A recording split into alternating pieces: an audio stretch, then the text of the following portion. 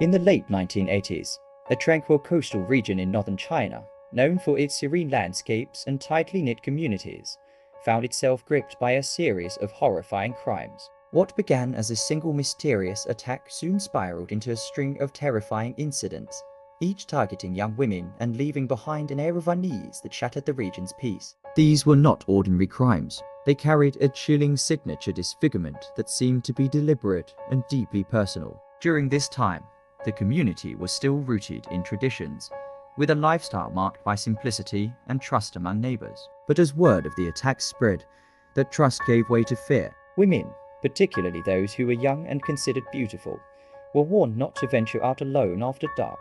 Families began fortifying their homes, and the once vibrant streets emptied out by nightfall. The investigation that followed was unprecedented, stretching over 900 days and involving hundreds of officers. Despite their efforts, the case seemed to taunt law enforcement at every turn, with the perpetrator evading capture in a manner that was both methodical and maddening. Each new attack brought fresh waves of terror, reinforcing the idea that this was no ordinary criminal. This was someone with a dark and calculated agenda. In the end, justice would prevail, but the journey to that resolution was fraught with setbacks, near misses, and heartbreak. It is a story of determination, resilience, and the unrelenting pursuit of truth, a story that serves as a stark reminder of the fragility of peace and the strength of a community united against fear. Today, we revisit this chilling case to uncover not only the crimes but the enduring lessons they leave behind. On a frigid January night in 1986, the small town of Pingzhou County in northern China was cloaked in the stillness of winter. The CEO family's modest home stood as a haven against the biting cold. That night, it was unusually quiet, save for the occasional rustle of wind sweeping through the trees. Inside, a young boy, CEO Wei, had taken up the responsibility of keeping the house safe while his older sister worked a late-night shift. As the hours dragged on, young CEO drifted into a restless sleep, unaware that the tranquility of his surroundings was about to be shattered. In the early hours, he woke abruptly, his face contorted in pain. He instinctively reached for his ear, only to find blood streaming down his neck and soaking his hands. Panic surged through him as he realized something was horribly wrong. His ear had been severed. In his dazed and agonizing state, he glimpsed a shadowy figure scaling the courtyard wall, disappearing into the frigid night. The boy's cries pierced the silence, waking neighbors who rushed to the scene. Chaos ensued as family members and villagers gathered, their horror mounting as they realized the brutality of what had occurred. The CEO household, once a symbol of warmth and safety, had been transformed into a nightmarish crime scene. Within hours, the local police arrived, led by Chief Zhou Xiaowin, a seasoned officer known for his calm demeanor under pressure. However, the scene they encountered was far from ideal for investigation. The commotion of neighbors and family members had inadvertently trampled over potential evidence, leaving little for the detectives to work with. Despite these challenges, the investigators quickly pieced together a preliminary sequence of events. The attacker, they determined, had climbed the wall of the CEO property and entered the home with calculated precision. The tool used for the assault was a sharp blade, likely a small knife or scalpel, suggesting a level of premeditation. The lack of theft or other violence left the police puzzled. Why would someone go to such lengths to harm a young boy without any apparent motive? Early suspicions turned towards CEO Wei's older sister, CEO Ling, a strikingly beautiful young woman who had attracted considerable attention in the community. The investigators theorized that the attack might have been a warning or an act of revenge, possibly fueled by jealousy or a romantic entanglement. Ling, however, vehemently denied having any conflicts or relationships that could provoke such an act. Her tearful protestations only deepened the mystery. The incident sent shockwaves through Pingzhou County. Neighbors whispered anxiously about the attack, speculating on the identity of the perpetrator and their motives. The community, which had always prided itself on its safety and camaraderie, now found itself gripped by fear. Parents began to impose curfews, and the streets grew eerily silent after sundown.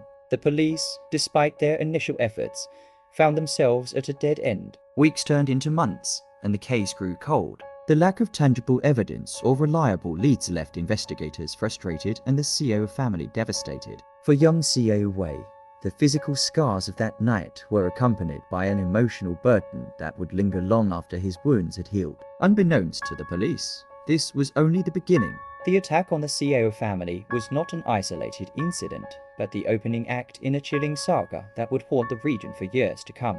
As the winter snow melted into spring, the shadow of fear continued to loom over Pingzhou, a silent harbinger of the horrors yet to unfold. On a humid summer night in August 1986, the small town of Pingzhou County was still reeling from the unresolved attack on the Seo family earlier that year. It had been months since the incident, and while the fear lingered, life for most residents was beginning to settle back into a semblance of normalcy. However, the peace was about to be shattered once more. In the early hours of August 28th, an ear-piercing scream erupted from the modest home of the Guo family, jolting neighbors from their sleep. The eldest sister, Guo Lihua, had been attacked in her own bedroom. Blood poured on her pillow as she clutched the side of her head, her cries of pain and terror mingling with her younger sister's frantic attempts to comfort her. The shadowy assailant, having carried out his grim deed, had vanished into the darkness as swiftly as he had arrived. The details of this attack bore an unsettling resemblance to the first. The perpetrator had entered the house by scaling a wall,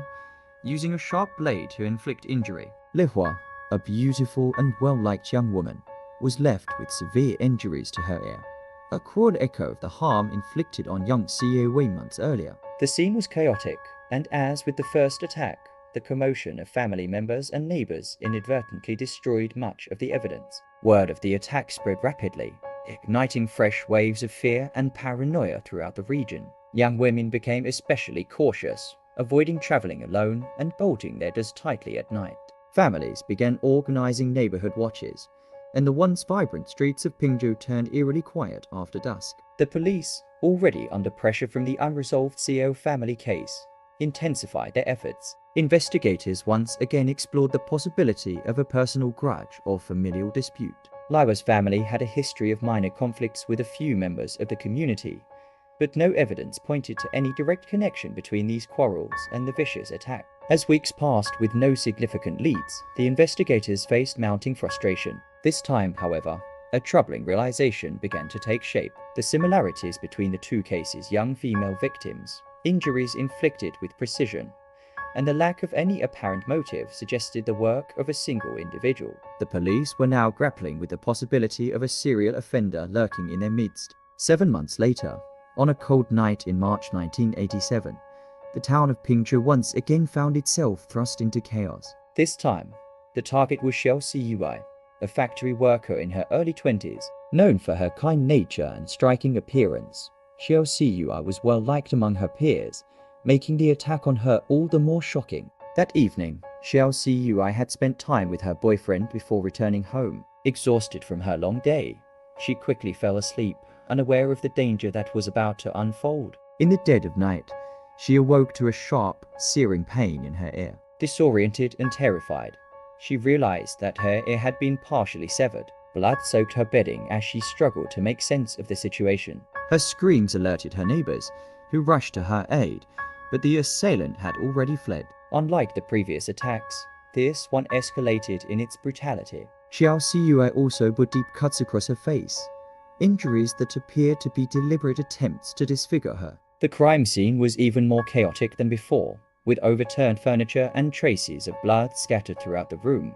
Unlike previous victims, Xiao Siyuai was able to provide the police with a brief description of the attacker, a shadowy figure of average build, wearing dark clothing and moving with alarming speed. While her description was vague, it offered the first tangible lead in the investigation. Her account also shed light on the attacker's methodical approach, suggesting he had studied her routine and chosen the ideal time to strike. The escalation of violence left the police deeply troubled. This was no longer a series of isolated incidents. It was a calculated campaign of terror. Investigators began consulting psychologists to understand the perpetrator's motives. Early profiles suggested a deep-seated resentment toward women, particularly those who were perceived as beautiful. The deliberate disfigurement of victims hinted at a twisted desire to destroy what the attacker could not have. By this point, the police had enough evidence to draw a chilling conclusion.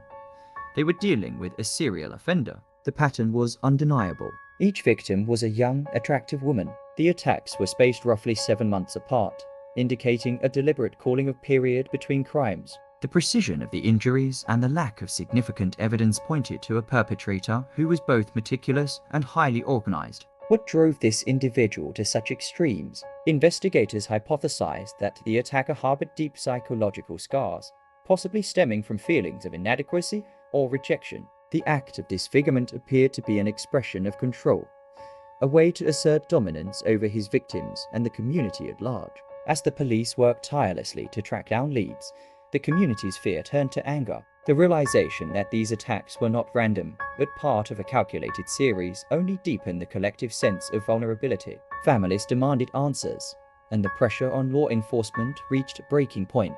Little did they know, the nightmare was far from over. The attacker's chilling spree was only beginning, and his next move would push the town of Pingzhou to the brink of despair. By May 1987, the peaceful facade of Pingzhou County had been thoroughly dismantled. News of the earlier attacks continued to echo through the community, sowing fear and suspicion. It was in this climate of heightened anxiety that the next horrifying incident took place. Lin Ying, a 23-year-old factory worker known for her gentle demeanor and striking appearance, had just finished her evening shift at the local paper mill. The night was quiet as she walked home along the dimly lit streets of Shuguang Township, clutching her belongings tightly. She arrived home safely, unaware that her nightmare was just beginning. Later that night, after lighting a candle and settling down to read, Lin Ying dozed off. Around a.m., she woke to an excruciating pain in her left ear. Disoriented and drenched in her own blood, she realized her ear had been severed. She screamed,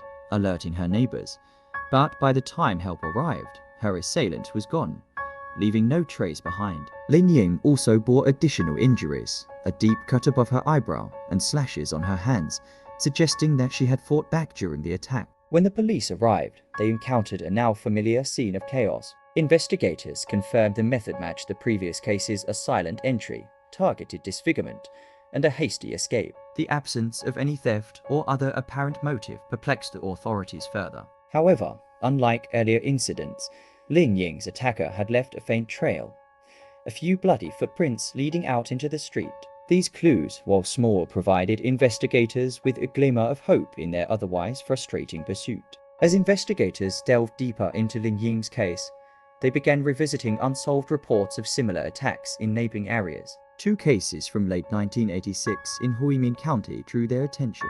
The first involved a young woman named Niuhua, who had been attacked in her home. She awoke to find a man hovering over her in the dark, a blade in hand. She managed to fight him off, but not before he left a long gash across her cheek. Less than a month later, another woman, Shang Emia, narrowly escaped a similar fate when she awoke to someone trying to cut her ear. She resisted, forcing the assailant to flee. Both cases, while less severe than the attacks in Pingzhou, exhibited striking similarities in method and timing. Investigators initially struggled to connect these incidents to the escalating crimes in Pingzhou. Huimin County was nearly 30 kilometers away, and the victims there had not been as severely injured. However, the pattern of attacks on young women during late-night hours, coupled with the assailant's signature focus on the face and ears, led the police to consolidate the cases into a single investigation. This expanded the scope of the hunt, but also added layers of complexity to an already challenging case. As news of Lin Ying's attack and the earlier incidents spread,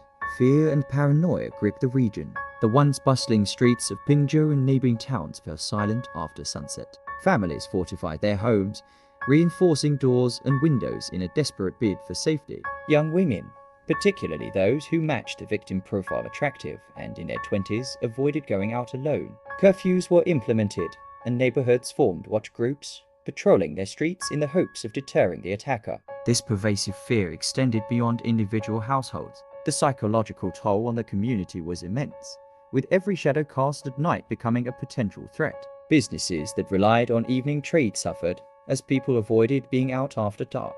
Schools began advising female students to travel in groups, and local markets burst with whispered theories about the perpetrator's identity. The media played a significant role in amplifying the community's anxiety. Reports of the attacks were published with grim regularity, each headline more sensational than the last. While some articles called for vigilance and cooperation, others speculated wildly about the attacker's motives, further fueling the panic. Rumors swirled, ranging from tales of a vengeful ghost to the presence of a deranged drifter with a grudge against women. Amid this rising tension, the police found themselves under immense pressure. Public demands for swift action mounted, with angry residents accusing law enforcement of incompetence. Investigators worked tirelessly, scouring the crime scenes for overlooked evidence and interviewing countless suspects. Yet, the attacker remained elusive, slipping through their grasp like a shadow in the night. By now, it was clear to both the police and the public that these were not random acts of violence. The calculated nature of the attacks targeting young women, inflicting disfigurement, and escaping without leaving behind significant evidence pointed to a perpetrator who was both methodical and deeply disturbed. The 7-month intervals between major incidents suggested a deliberate planning process, adding to the profile of a highly organized individual. However, understanding the attacker's methods did little to assuage the community's fears. Each passing day without an arrest deepened the collective sense of vulnerability. People began questioning not just the capabilities of law enforcement, but the very fabric of their once safe towns. If a criminal of such audacity could operate so freely, what did that say about the society they lived in? As the investigation dragged on, the question loomed larger. How many more attacks would occur before this shadowy figure was finally brought to justice? For now, the residents of Pingzhou could only wait, locked in a tense limbo between fear and hope as the hunt for the attacker continued. By August 1988, the sense of dread that had gripped Pingzhou and its neighboring towns had not diminished. The sporadic yet calculated attacks over the years had left investigators frustrated and residents living in constant fear. For over 2 years, the shadowy figure behind these crimes had managed to evade capture, slipping through every net cast by law enforcement. However, this long, harrowing chapter was about to take a dramatic turn. On a humid afternoon, Xiao Li, a 24-year-old restaurant worker, returned to her modest home after a tiring shift. Exhausted, she lay down for a nap, leaving her window slightly ajar to let in the breeze. She had no idea that her home was being watched, and her peaceful rest was about to be violently interrupted. As Xiaoli dozed off, she suddenly felt a crushing weight pressing down on her chest. Her eyes snapped open to find a man crouched over her, his face partially obscured in the dim light. In his hand, he gripped a large knife, its blade catching a faint glint from the sunlight filtering through the curtains. Xiao Li's instincts kicked in immediately. She screamed and began to struggle against her attacker. Caught off guard by her resistance, the man slashed wildly, leaving a deep cut on her forehead. Blood blurred her vision, but Xiao Li's sheer determination allowed her to fight back, clawing at his face and kicking with all her strength. In the chaos, the man stumbled, dropping the knife and fleeing through the open window. Despite her injuries, Xiao Li's bravery proved pivotal. She managed to give a detailed description of her assailant to the police. He was of average height, with a slight build, and had a distinctive scar across his left cheek, an injury likely inflicted during their scuffle. The description was the most concrete lead authorities had received in over 2 years, and it reignited their determination to end the perpetrator's reign of terror. Armed with Xiao Li's account, the police launched an intensified manhunt. They cross-referenced her description with records of known offenders and individuals with a history of erratic behavior. The investigation team, led by seasoned detective Yuan Haitao, painstakingly narrowed their focus to a handful of suspects who fit the profile. Among them was Zhang Xinhua, a reclusive man in his early 30s who had a troubling reputation in the local community. Zhang was known for his volatile temper and odd habits, often muttering to himself or glaring at passers-by. He was frequently seen wandering the streets late at night, and some neighbors had reported him loitering near women's homes. Most disturbingly, Zhang had a scar on his cheek matching the one Xiao Li described. Further investigation revealed an unsettling pattern in Zhang's movements. Records showed that he had been present in or near every town where the attacks had occurred. His sporadic employment and tendency to drift between jobs aligned with the timeline of the crimes. It was the break investigators had been hoping for, and they moved quickly to bring Zhang in for questioning. The apprehension of Zhang Xinhua was as tense as the crimes that had haunted the region. Acting on a tip, police tracked him to his grandmother's home in a rural village outside Pingzhou. Fearing he might flee or become violent, officers surrounded the property before making their move. Zhang initially resisted arrest, shouting incoherent protests as he was restrained. However, once in custody, his demeanor shifted dramatically. During the first few hours of interrogation, he maintained his innocence, claiming he was being framed. His responses were evasive, and his body language betrayed a simmering tension just beneath the surface. Detective Yuan, experienced in reading suspects, adopted a patient yet firm approach. Over several sessions, Yuan pieced together Zhang's fragile psyche, using psychological tactics to break through his defenses. Confronted with Xiao Li's description and evidence linking him to the crime scenes, Zhang's composure began to crack. Finally, after hours of relentless questioning, Zhang confessed. His admissions were chilling. He revealed that he had harbored a deep resentment toward women, particularly those he considered too beautiful, out of his reach. His crimes, he claimed, were a way to teach them a lesson and ruin what they valued most. His methodical planning and chilling lack of remorse shocked even the seasoned officers in the room.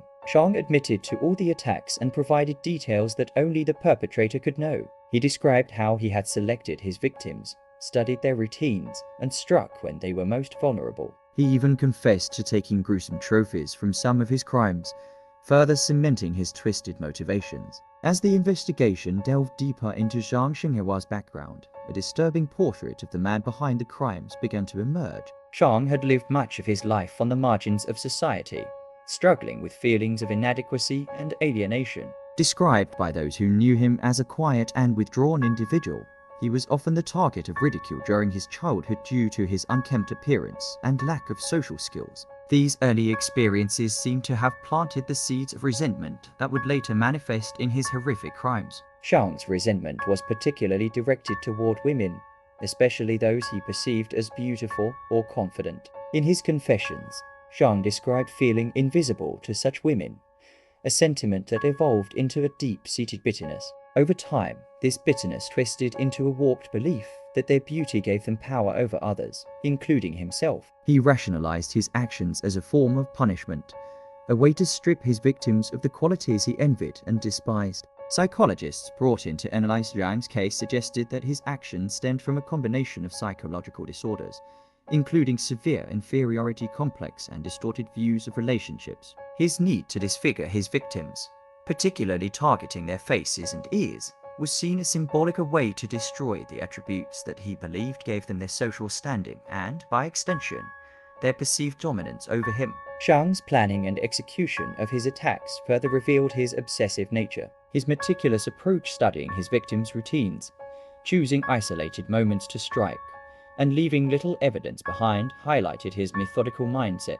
Despite his disordered thinking, he exhibited a chilling level of self-control, waiting months between attacks to avoid detection and sustain his reign of terror. This calculated behavior was in stark contrast to the chaotic and violent nature of his crimes, making him a uniquely dangerous individual. Perhaps most disturbing was Zhang's lack of remorse. In his own words, he described his actions as justified, believing he had been wronged by society and particularly by women. When recounting his crimes, he showed no signs of guilt or empathy, instead portraying himself as a victim seeking retribution. His demeanor during these confessions further solidified the psychological profile of a man consumed by his own bitterness and delusions. When news of Zhang Xinghua's arrest broke, the community's initial reaction was a mixture of relief and disbelief. For over 2 years, residents of Pingzhou and the surrounding areas had lived in fear, their lives overshadowed by the specter of an unknown attacker. The knowledge that the perpetrator was finally in custody brought a sense of closure,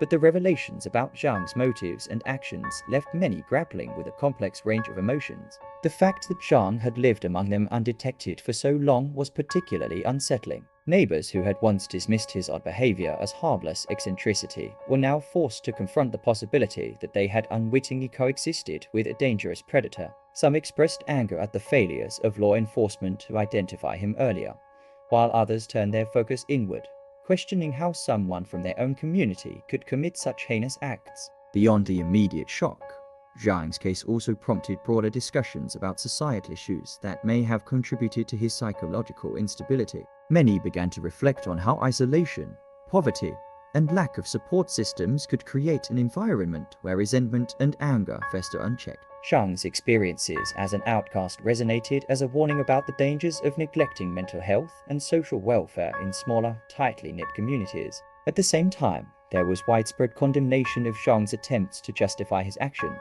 His belief that his crimes were a form of justice for his own suffering was met with outrage, particularly from survivors and their families. For them, the physical and emotional scars left by his attacks were a stark reminder of the real victims in the story. The community's mixed feelings: relief at his capture, shock at the nature of his crimes, and introspection about the conditions that allowed his bitterness to grow left a lasting impact. Zhang Xinghua's case was not just a story of individual depravity, but a reflection of the societal cracks that had inadvertently shaped a monster. The arrest and subsequent conviction of Zhang Xinghua marked the end of a harrowing chapter for the people of Pingzhou and its surrounding communities. In the courtroom, the details of Zhang's crimes were laid bare, shocking even those who thought they had grown numb to the horrors of his actions. Survivors and their families came forward to share their stories, their voices trembling with a mixture of pain and anger. The trial became a cathartic moment for the community, a chance to confront the person who had caused so much fear and suffering.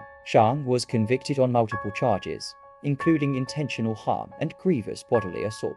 The evidence against him, combined with his chilling confessions, left no doubt about his guilt. The court sentenced him to death, a decision that, while divisive, was widely viewed as necessary to bring justice to the victims and ensure the community could finally move forward. For many, the sentence was a form of closure, a signal that the shadow of Zhang's crimes had finally been lifted. Beyond the verdict, the case had a lasting impact on law enforcement practices in the region. The failures to apprehend Zhang sooner prompted significant introspection within local police forces. New protocols were introduced, focusing on better evidence preservation, enhanced coordination between jurisdictions, and earlier intervention in cases involving individuals displaying concerning behaviors. These changes became a legacy of the case, ensuring that the lessons learned from Zhang's crimes would help prevent future tragedies. While justice was served, the scars left by Zhang's actions remained deeply etched in the lives of his victims and their families. For the survivors, their physical injuries were just the beginning. Many struggled with lasting trauma, haunted by memories of their attacks and the violation of their sense of safety. The disfigurements they endured became visible reminders of their suffering, impacting their confidence and relationships. The families of the victims also bore the emotional weight of the crimes. Parents, siblings, and loved ones grappled with guilt for not being able to protect their daughters and sisters. In many cases, the ripple effects extended throughout the community, where neighbors and friends felt a collective responsibility for the horror that had unfolded in their midst. Yet, amid the pain, there were also stories of resilience. Survivors, supported by their families and communities, began to rebuild their lives. Their courage in sharing their experiences and standing up to Zhang's atrocities became an inspiration, a reminder of the strength that can emerge from even the darkest moments. At the community level, Zhang's crimes left a legacy of caution. People were more vigilant, taking greater care to secure their homes and watch over their loved ones. The once easygoing openness of Pingzhou was replaced by a guarded awareness, a subtle but lasting change in the fabric of daily life. The case of Zhang Xinghua was a stark reminder of humanity's capacity for harm, but also its resilience in the face of evil. His actions, rooted in bitterness and isolation, exposed the vulnerabilities of both individuals and communities. Yet, the response from survivors' bravery to the determination of investigators and the solidarity of the townspeople highlighted the strength that emerges when people come together to confront adversity. As the final chapter of this tragic story came to a close, there was a collective sense of relief. Justice had triumphed, not just in holding Zhang accountable, but in reaffirming the community's commitment to rebuilding trust and safety. While the scars of Zhang's crimes would never fully fade, they became a part of the story, a reminder of the importance of vigilance, compassion, and the enduring hope that even in the darkest times, humanity's capacity for healing can prevail. The streets of Pingzhou began to fill with life once more, as the people of the region slowly reclaimed the peace that Zhang had stolen. In the end, the community stood united, proving that no matter how deep the wounds, the spirit of resilience could never be broken. As we conclude this episode, the story of Zhang Xinghua serves as a haunting reminder of the devastating consequences of unchecked resentment and isolation. It is a tale of how fear can grip an entire community and how justice, while delayed, can ultimately bring closure. Zhang's actions not only scarred his victims physically and emotionally, but also left an indelible mark on the society around him, a reminder of the need for vigilance, compassion, and unity. This case also highlights the resilience of the human spirit. Despite the horrors inflicted, the survivors and their families showed incredible strength in rebuilding their lives and standing as beacons of hope. For Pingzhou and its neighboring communities, this journey was as much about healing as it was about bringing a dangerous criminal to justice. We'd love to hear your thoughts on today's episode. What do you think were the critical turning points in the investigation? Were there societal factors that could have been addressed to prevent such crimes? Share your views in the comments below, and let's start a conversation. In our next episode, we'll explore another chilling case from the heart of Asia, mystery that took decades to solve and tested the limits of forensic science. Make sure to subscribe and turn on notifications so you don't miss it. Thank you for joining us. Remember, at China Case Podcast, we are committed to sharing these stories with respect and responsibility, honoring the victims and drawing lessons from the past. Until next time, stay safe and take care.